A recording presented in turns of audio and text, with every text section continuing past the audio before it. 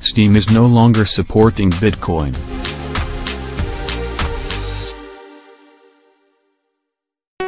As of today, Steam will no longer support Bitcoin as a payment method on our platform due to high fees and volatility in the value of Bitcoin.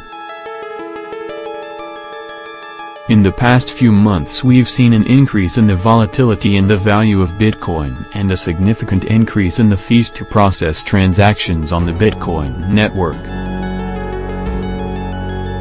For example, transaction fees that are charged to the customer by the Bitcoin network have skyrocketed this year, topping out at close to $20 a transaction last week, compared to roughly 20 cents when we initially enabled Bitcoin. Unfortunately, Valve has no control over the amount of the fee.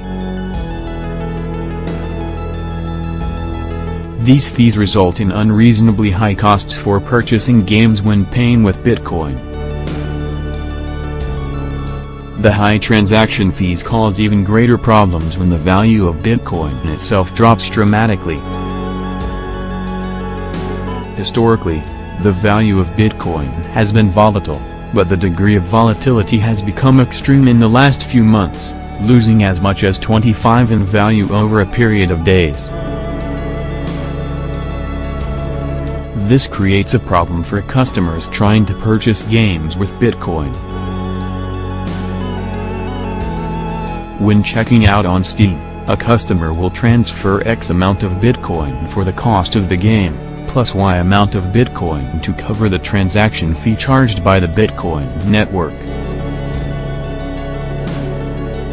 The value of Bitcoin is only guaranteed for a certain period of time, so if the transaction doesn't complete within that window of time, then the amount of Bitcoin needed to cover the transaction can change.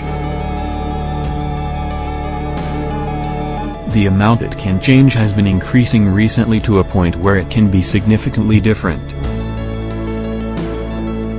The normal resolution for this is to either refund the original payment to the user, or ask the user to transfer additional funds to cover the remaining balance.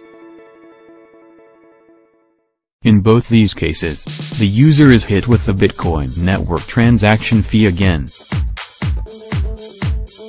This year, we've seen increasing number of customers get into this state.